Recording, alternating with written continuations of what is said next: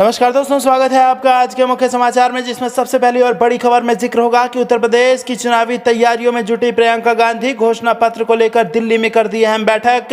दूसरी बड़ी खबर में जिक्र होगा कि अखिलेश यादव का बड़ा बयान, बहुत हुई महंगाई की मार, अब की बार बीजेपी बाहर। और तीसरी बड़ी खबर में जिक्र होगा कि जौनपुर में बोले अखिलेश यादव, यूपी में कानून व्यवस्था पूरी तरह ध्वस्त और जंगल राज कायम। दोस्तों, हर एक खबर की गहराई में आपको ले जाएंगे, लेकिन उससे पहले अगर आपको भी ऐसा लगता है कि उत्तर प्रदेश के चुनाव में बड़ा बदलाव होने वाला है, तो आप अभी इस वीडियो को लाइक कीजिए और इस लाल बटन को दबा के इस चैनल को फ्री में सब्सक्राइब करके घंटी बजाकर कमेंट में हमें बताइए कि जो उत्तर प्रदेश का चुनाव होगा उसमें कौन सी पार्टी जीतेगी। दोस्तों, रुक करते हैं तमाम बड़ी खबरों की तरफ। यूपी चुनाव की तैयारियों में जुटी प्रियंका गांधी घोषणा पत्र को लेकर दिल्ली में की अहम बैठक। जी हां दोस्तों, कांग्रेस महासचिव प्रियंका गांधी वाड्रा ने यूपी में अगले साल होने वाले विधानसभा चुनाव को लेकर तैयारियों में जुटी हुई हैं। इसी बीच आज प्रियंका गांधी ने गुरुवार को दिल्ली में यूपी विधानसभा चुनाव के लिए पार्टी की घोषणा पत्र समिति की बैठक की। बैठक में पार्टी के कई अहम नेता मौजूद रहे। बता दें कि प्रियंका गांधी यूपी में लगातार 3 किसान बिलों के खिलाफ महापंचायतें कर रही हैं। कांग्रेस पार्टी की ओर से जारी बयान में कहा गया है कि आगामी विधानसभा चुनाव को लेकर कांग्रेस महासचिव प्रियंका गांधी ने मैनिफेस्टो कमेटी के चेयरमैन सलमान खुर्शीद की उपस्थिति में मैनिफेस्टो कमेटी के साथ बैठक की। इस बैठक में मैनिफेस्टो और आउटरीच कमेटी के सदस्यों के साथ यूपी के प्रभारी राष्ट्रीय सचिवगण मौजूद रहे। बैठक में कांग्रेस के प्रवक्ता सुप्रिया श्रीनेत समेत कई कांग्रेस मौजूद रहे। पार्टी सूत्रों के मुताबिक आगामी 27 व 28 फरवरी को मैनिफेस्टो कमेटी के सदस्य बहराइच भी जा रहे हैं। वहां चुनावों को लेकर बनाई जाने वाली रणनीति पर भी गहन मंथन किया जाएगा। कांग्रेस महासचिव प्रियंका गांधी वाड्रा 27 फरवरी को वाराणसी क्षेत्र का भी दौरा करेंगी। कांग्रेस महासचिव प्रियंका गांधी ने गुरुवार को सबसे पहले डीजल पेट्रोल के साथ घरेलू गैस की कीमतों में हो रही बेतहाशा बढ़ोतरी को लेकर सरकार को जमकर आड़े हाथों लिया। इस दौरान उन्होंने एक नए अंदाज में किए गए अपने ट्वीट में लिखा, पिछले 3 महीने में घरेलू गैस सिलेंडर पर 200 रुपए बढ़े। इसके अलावा पेट्रोल डीजल शतक मारने की तरफ बढ़ चुके हैं। अर्थव्यवस्था के दोनों छोरों पर खरबपति मित्रों के लिए बैटिंग करने वाली मोदी सरकार की पिच आमजनों के लिए कमर तोड़ महंगाई से भरी हुई है। रुख करते हैं अगली खबर की तरफ। अखिलेश यादव बोले, बहुत हुई महंगाई की मार, अब की बार बीजेपी बाहर। जी हां दोस्तों, पेट्रोल डीजल की लगातार बढ़ती कीमतों ने आम आदमी की मुश्किलें बढ़ा दी हैं। पेट्रोल डीजल के अलावा एलपीजी सिलेंडर के दाम ने भी लोगों को परेशान कर रखा है। तेल की बढ़ती कीमतों को लेकर विपक्षी दल लगातार मोदी सरकार पर हमलावर हैं। विपक्षी नेता सरकार पर निशाना साध रहे हैं। पूर्व मुख्यमंत्री और सपा अध्यक्ष अखिलेश यादव ने भी पेट्रोल डीजल और एलपीजी की कीमतों को लेकर सरकार पर जबरदस्त हमला बोला है। अखिलेश ने शुक्रवार को एक ट्वीट कर तेल की कीमतों को लेकर सरकार को आड़े हाथ लिया। अखिलेश ने ट्वीट कर कहा, पेट्रोल पहुंचा 100 पर और सिलेंडर 1000, फिर भी कहती सरकार अब सब है गुलजार। बहुत हुई महंगाई की मार, अब की बार भाजपा बाहर। 3 दिन से नहीं बढ़े दाम। बता दें कि पिछले 3 दिनों से पेट्रोल डीजल के दाम नहीं बढ़े हैं। तेल की कीमतों में मंगलवार को इजाफा हुआ था। मंगलवार को पेट्रोल के दाम 35 पैसे बढ़े थे, जिसके बाद दिल्ली में पेट्रोल 90.93 रुपए प्रति लीटर हो गया है। वहीं मुंबई में पेट्रोल की कीमतें 100 रुपए के आसपास पहुंच गई हैं। दिल्ली में 1 लीटर डीजल की कीमत 81 रुपए 32 पैसे है।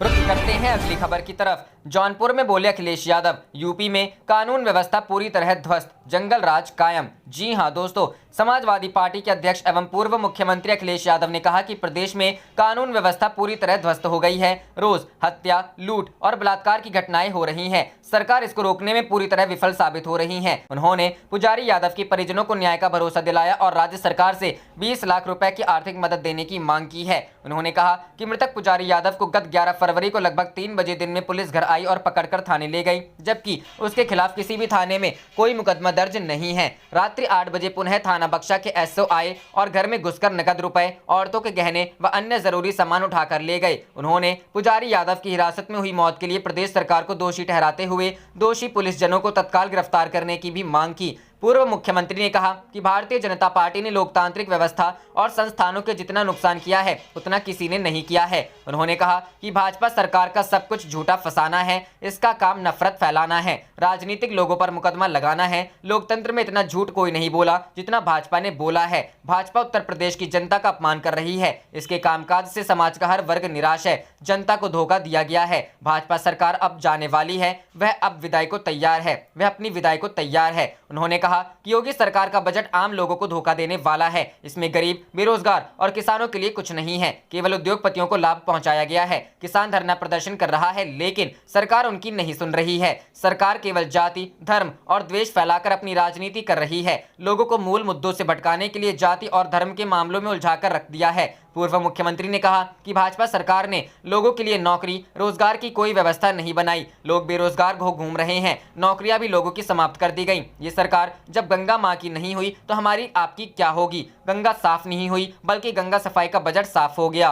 रुख करते हैं अगली खबर की तरफ। तेजस्वी का दावा, बिहार दूसरा सबसे भ्रष्ट राज्य, 75% काम बिना घूस लिए नहीं होते। जी हां दोस्तों, बिहार सरकार के 2021-22 के बजट पर विमर्श में इसका विरोध करते हुए नेता प्रतिपक्ष तेजस्वी यादव ने बजट को जन सरोकार से दूर करार दिया। साथ ही कई सवाल भी सरकार से पूछ डाले। तेजस्वी यादव ने कहा कि निश्चय 1 पूरा ही नहीं हुआ और निश्चय 2 की घोषणा कर दी। कहा कि हमारे रहते निश्चय 1 आरंभ हुआ और हम लोगों के हटते ही इसमें भ्रष्टाचार शुरू हो गया। दावा किया कि ट्रांसपेरेंसी इंटरनेशनल एजेंसी के सर्वे के मुताबिक बिहार दूसरा सबसे बड़ा भ्रष्ट राज्य है। यहां 75% काम बिना घूस लिए नहीं होते। यहां भी आरोप लगाया कि सूचना इंडेक्स पर बिहार फिसड्डी है, सूचनाएं सरकार छिपाती है। 8% जवाब सूचना मांगने पर दिए जाते हैं। कहा कि जंगल राज, विकास नहीं हुआ आदि प्रोपेगेंडा उड़ाया गया। तेजस्वी यादव ने कहा कि बजट आकार को लेकर वर्तमान सरकार बेवजह अपनी पीठ थपथपाती है। वर्ष 1990 में जब लालू यादव की सरकार बनी तो राज्य का बजट था 3000 करोड़ रुपए। 2005 तक 15 साल में यह 24,000 करोड़ तक यानी कि 8 गुना पहुंचा। 2005 के 24,000 करोड़ से अब यह बजट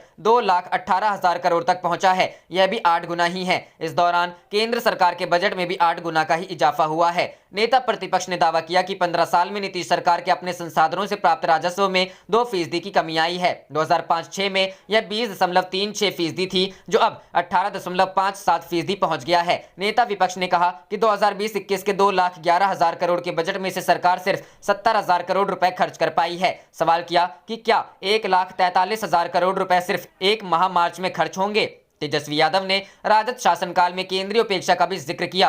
2005 और 2020 के प्रति व्यक्ति आय, केंद्रीय करों की हिस्सेदारी आदि के सहारे दावा किया कि डीजीपी बढ़ने का दावा भी उचित नहीं है। कहा कि ह्यूमन डेवलपमेंट इंडेक्स के मुताबिक राबड़ी देवी के कार्यकाल में बिहार का स्थान 32वां था, जो आज 36वां हो गया है। उन्होंने बजट में अति पिछड़ा और अल्पसंख्यकों के लिए प्रावधानित राशि का जिक्र करते हुए इसे नाकाफी बताया। रुख करते हैं अगली खबर की तरफ। बीजेपी ने नीतीश सरकार के खिलाफ खोला मोर्चा, गृह सचिव से की पद छोड़ने की मांग। जी हां दोस्तों, बिहार में शराबबंदी को लेकर राजनीति गर्म है। विपक्ष पहले ही इस मुद्दे पर सरकार पर निशाना साध रहा है। वहीं अब सरकार के सहयोगी दल के नेताओं ने भी नीतीश सरकार के खिलाफ मोर्चा खोल दिया है। दरअसल बीजेपी एमएलसी संजय पासवान ने गुरुवार को शराबबंदी के साथ साथ सूबे के लॉ एंड ऑर्डर को लेकर नीतीश कुमार के चहेते अधिकारी आमिर सुबहानी को पद त्यागने को नसीहत दी है। गृह सचिव अपना पद छोड़ें। बीजेपी एमएलसी संजय पासवान ने कहा कि बिहार की बिगड़ती कानून व्यवस्था पर गृह सचिव विचार करें और इन घटनाओं को देखते हुए अपना पद छोड़ दें। वहीं शराबबंदी को लेकर उन्होंने कहा कि राज्य में लागू शराबबंदी कानून की फिर से समीक्षा होनी चाहिए। सरकार को फिर से इस विषय पर विचार करना चाहिए। एमएलसी का नीतीश सरकार पर सीधा हमला। बता दें कि गृह विभाग खुद मुख्यमंत्री नीतीश कुमार के पास है। वहीं विभाग के सचिव आईएएस आमिर सुबहानी है, जो पहले भी नीतीश सरकार में अहम पदों पर रहे हैं। ऐसे में माना जा रहा है कि बीजेपी एमएलसी ने उनके खिलाफ बयान देकर सीधा नीतीश सरकार पर हमला किया है। इधर मंत्री अशोक के चौधरी ने बीजेपी एमएलसी संजय पासवान के बयान पर प्रतिक्रिया देते हुए कहा कि शराबबंदी को लेकर संजय पासवान की अपनी सोच हो सकती है, मगर सरकार शराबबंदी को लेकर जो कार्य कर रही है वह सही है। उन्होंने कहा कि हर व्यक्ति अपने व्यक्तिगत विचार के तहत बात करता है, लेकिन सरकार शराबबंदी को लेकर अटल है और उसे मजबूती से लागू करने के लिए काम कर रही है।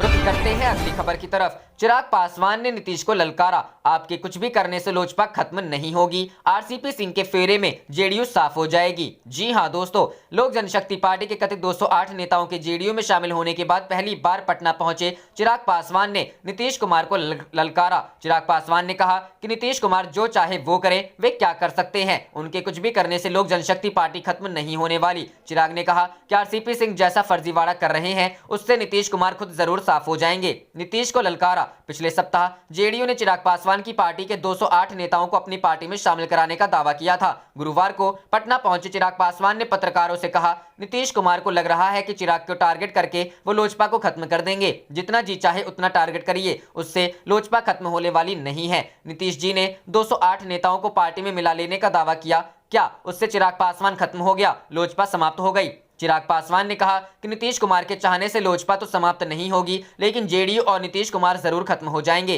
नीतीश कुमार ने आरसीपी सिंह को पार्टी का अध्यक्ष बनाया है। उनके राष्ट्रीय अध्यक्ष अपनी ही पार्टी से फर्जीवाड़ा कर रहे हैं। लोजपा के जिन नेताओं को जेडीयू में शामिल कराने का दावा किया गया वे कभी लोजपा में थे ही नहीं। जो पहले से ही जेडीयू में थे उन्हें लोजपा का नेता बता दिया गया। जो रालोसपा में थे उन्हें भी लोजपा का नेता बताया गया। कई नाबालिग लोगों को लोजपा नेता बताकर जेडीयू में शामिल कराया गया। ऐसे फर्जीवाड़ा करने वाले अध्यक्ष अपनी पार्टी के साथ साथ नीतीश कुमार को भी समाप्त कर देंगे। चिराग ने कहा कि उन्होंने सोच समझकर संघर्ष का रास्ता चुना है। उन्हें विधानसभा चुनाव में 15 सीटें मिल रही थी। 10-12 विधायक जीत कर आते और 2-3 मंत्री होते, पार्टी आराम से राज कर रही होती। लेकिन उन्होंने नीतीश कुमार की कुशासन के खिलाफ संघर्ष का रास्ता चुना। इस रास्ते से वे पीछे हटने वाले नहीं हैं। वे जनता को हो रही परेशानियों को उठाते रहेंगे।